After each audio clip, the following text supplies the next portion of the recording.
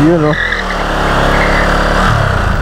Naku po, baka nasa ano na yung ginasgas mo, nasa 500 pesos na yan siguro. Ayan, halimaw magmotor yan eh.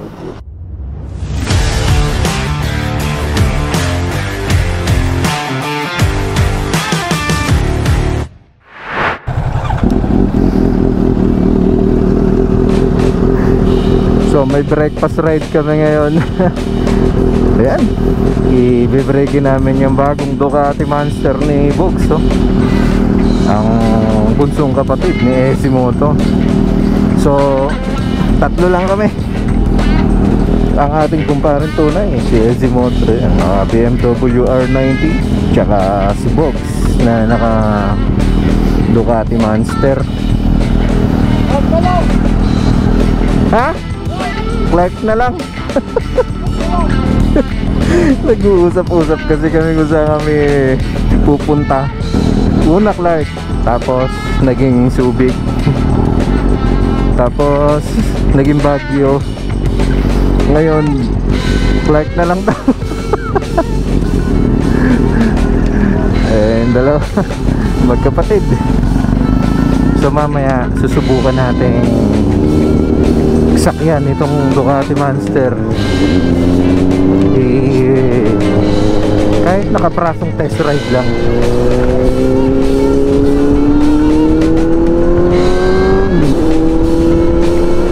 So we're up to Clark, Pampanga na naman. Mukhang mabilis tong dalawang magkapatid na to.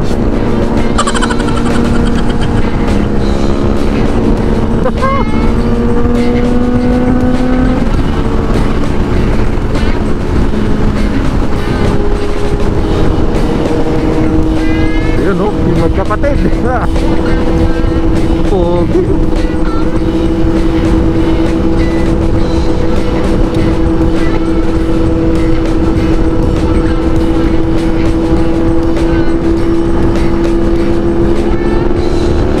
Esimoto.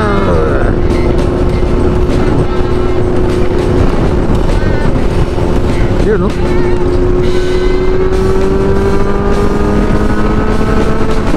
Welcome to San Fernando, Pampanga.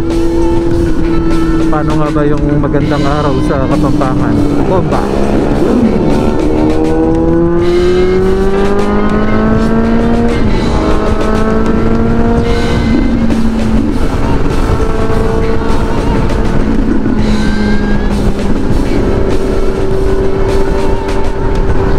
Medyo maraming sasakyan ngayon. So magtatahi-tahi na naman tayo ng daan.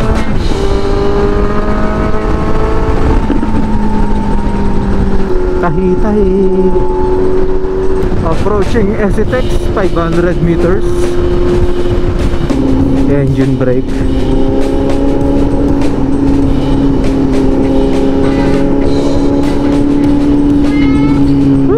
Banking, banking, baby.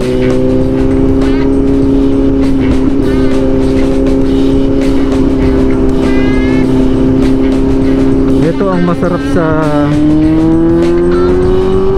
meron ka sariling motor. Anytime na magkayayaan, basta wala ka ring schedule or wala ka namang gagawin, go! G tayo, G. So bali dito kami dadaan sa may Esitex. Exit kami ng North Clark. Ito yung way na kung babiyahe kayo ng airport sa may Clark. Ito yung tingin ko lang, ito yung pinaka best way.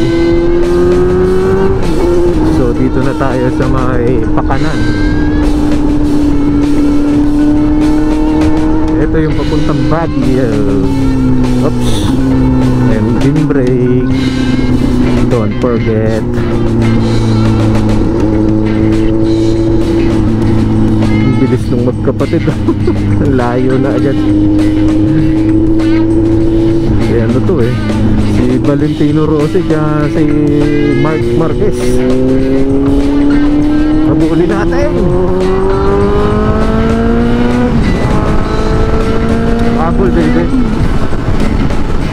Diyan ka lang.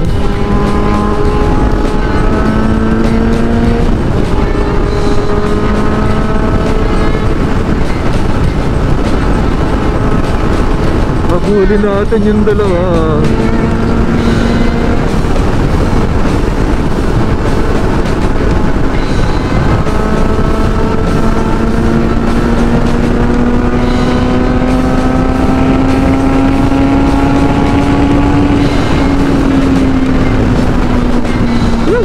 Nakabutan na natin. Isang piga.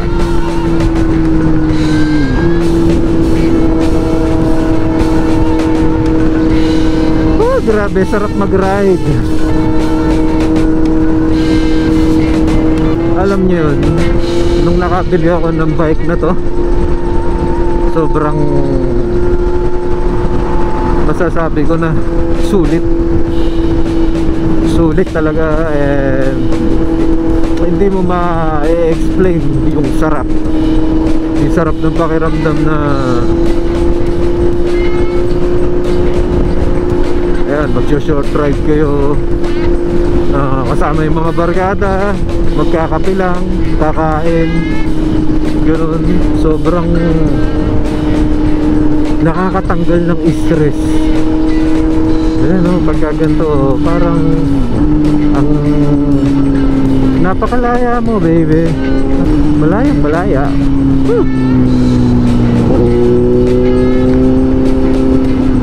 Naalala ko si Boss Yang dito. Dito siya muntik na mag-overshoot eh.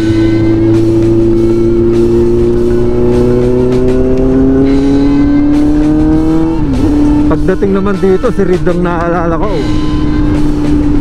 Kasi dito siya mahilig mag-bomba. Oh yeah.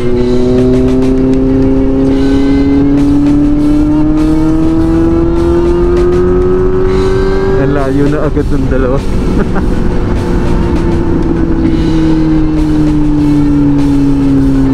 So wala pang RFID si Bugs, kaya doon pa siya sa cash. Okay, magtigi-tigisa tayo ng butas. Dito ako.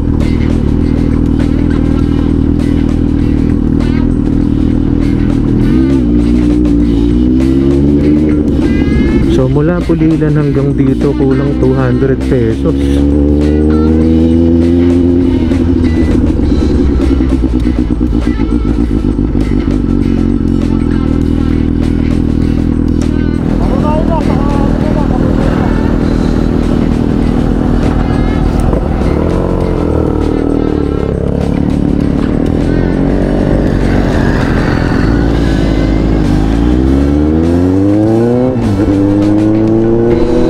Biglaan lang kasi yung ride na to eh. Tinawagan lang ako ni Esimoto kahapon. Tapos ayun, sabi niya breakfast ride raw para ma-break in yung motor ni Bugs. As in, nasa 400 pa lang ang tinatakbo niya.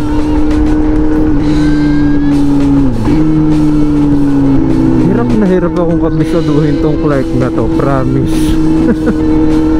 Ang daming pasikot-sikot eh.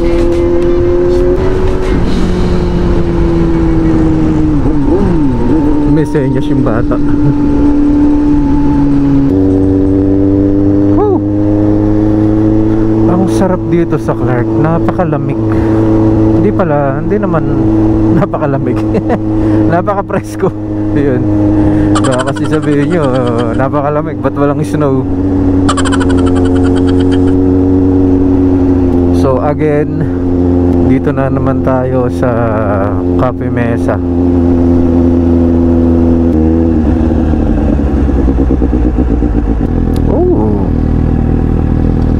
Yun, no? May mga big bike din. So dito, tabi tayo sa dalawa.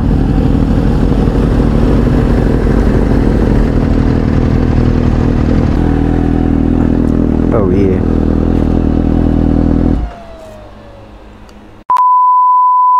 Ayan, kumain na kami. American breakfast dito sa Pilipinas. Thank you, Cafe Mesa. So, testingin natin yung Ducati Monster ni Bugs. Impression lang. Ride impression. Testingin ko lang to. Ducati Monster. Ano to? 935? Yun. Niret magnet tayo ng ano, PBA Moto Club. Yun o. James Shop. Kagiwa. PBA Moto Club. Thank you. Parang easy moto. So iikot lang natin. So ito yung kanyang start. Alam ko ibababa lang to eh. Yun o. Woohoo! So super stock pa to. Yan o. Stock na stock. Bagong bago. Yan o. Ducati Clark. Wala pa siyang plaka. So unang upo. Dahil slim ang kanyang upuan, so mababa siya. Oo. Slim lang eh. Payat yung ganito. Ilang liters to? Tingin mo pare, ilang liters to? Mga 14 no? 13 siguro. 13? Ano? 13-14 siguro no? Aggressive ang kanyang position. Pero ang gaan. Ang gaan niya. Magaan. So iikot lang natin dito. Medyo, syempre bago eh. Medyo matigas pa yung clutch niya.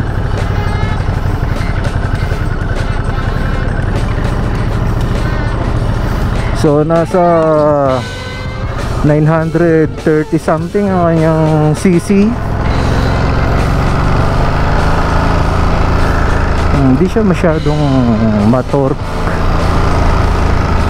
Pero ayon sa specs, nung sinilip ko yung specs niya, nasa 95 ang kanyang newton meter of torque, and ang kanyang horsepower 111 horsepower.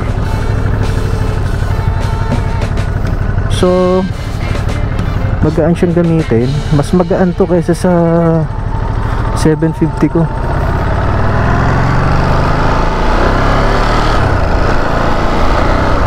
Yun, doon lumalabas yung kanyang torque. Sarap gamitin. Ganda ng initial bite. Medyo malakas. Medyo mataas pa yung kanyang clutch.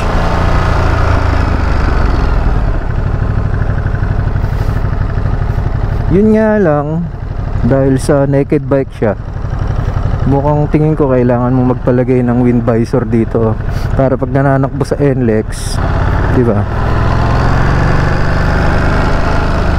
Sarap niyang gamitin, magaan.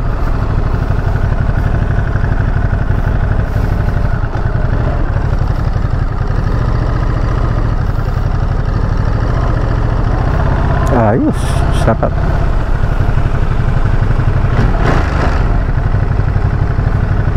Panalo. Neutral. Siyempre, ano to eh, bago. Ayos, panalo.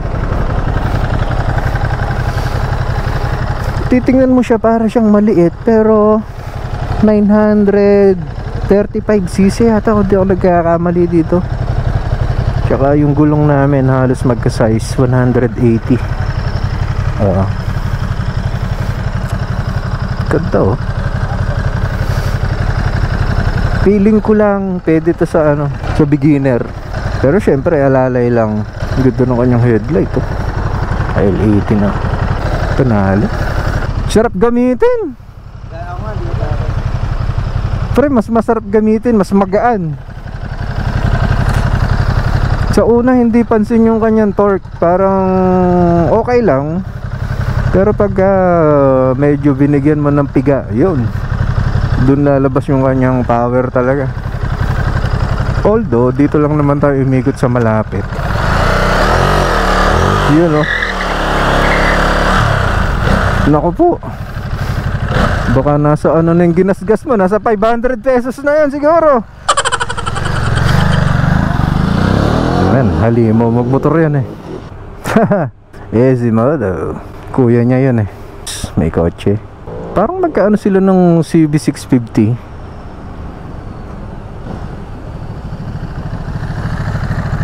Gaano? Pero magiging halimaw to pagka nagpalit ng pipe. Kaso dalawa yung papalitan, no? Pag nagka-pipe ka, dalawa yung papalitan ng pipe, no? Oo. Maganda yung ano niya, naka-Brembo eh. Taas ang patay. Pinatay ko, nag-error yung traction control kasi pinakamot ko. Oo. Sa mod, dito mo lalagyan, ano, dito, ano? Ano to? RFID dyan. Oo. Kasi ito naman yung ilaw. Hirap nung ano, hindi binabasa. Bubunot ka pa ng bubunot. Whew. Sana all, naka Ducati. First time kong gumamit ng Ducati. So yun lang guys, nag-breakfast ride lang kami dito. Isang madalian para ma-break in na rin tong Ducati na to. Dahil 400 pa lang ang kanyang tinatakbo. So maraming salamat sa panonood. Muli, ako nga pala si Nads. And meron nga pala akong isi-shoutout. So unahin natin si Engineer Doy ng Mount Zion. Shoutout sa inyo, Engineer. At kay Mang Gani, kay Mang Boy, kay Nico at kay Ariel. Ayan, shoutout sa mga kaibigan natin dyan sa Mount Zion. And also shoutout sa Tita Julie. Ayan, kay Ate Ami, kay Joanne and kay Adrian. Ayan, yung mga relatives namin sa US. And kay Ate Rose at sa mga pinsan ko, kay Jen Jen, kay Jao, kay Now, kay Ariel. Ano, kailan ka ba uwi? Ride tayo. Ingat lagi dyan ha. Tsaka sa kay kapatid na Harold. Ayun, shoutout sa'yo, kay Maring Cookie at sa dalawang inaanak ko. Ayan, soon sana magkita-kita tayo ulit. Kay Charisma Carlos, ayun, shoutout sa'yo. Dalawang Charisma to, isang Reyes na nasa Japan. Mare, kumusta ka dyan? Kay Brad Benji Inosanta, kay Cons Arson Gutierrez, shoutout. Kay Brad Alan Miranda, kay Aileen Lucas, ito pinsan ko to. At kay Ate Lisa, yun, Binuya. Kay Roel Binuya, ayan, maraming salamat sa inyong suporta. Kay Paul Carpio, Christian Kim Carpio, ayan, shoutout sa inyo. Kay Dindo Makapugay, Will Nestor Kamaya, Crisel Rosalem, kay Romel Garcia at sa Mel and Neri, special longganisa ng Kalumpit. Kay Brad Kaiser sa Kilayan, shoutout sa inyo. Kay Brad Jeff Jesus, kay paring Neil Kunanan, kay paring Alan Garcia na nasa Korea, shoutout sa iyo pare. Kay Jason Paulino na nasa Saudi, yan, kaibigan natin to, si Cute. Kay Brad Warren Paraiso, and sa DF Kalumpit chapter, kay paring Orly, also known as Boy Tilapia. Shoutout sa iyo pare. At last, kay Ray Anahaw, shoutout sa inyong lahat. At sa mga hindi na shoutout, sa susunod na lang ulit mga Katuwils, maraming salamat sa inyong pagtutok. At kami pauwi na. So, let's go. So hanggang sa muli, maraming salamat guys sa inyong suporta. And laging tatandaan, prayer is the best gear. Nods on two wheels, baby.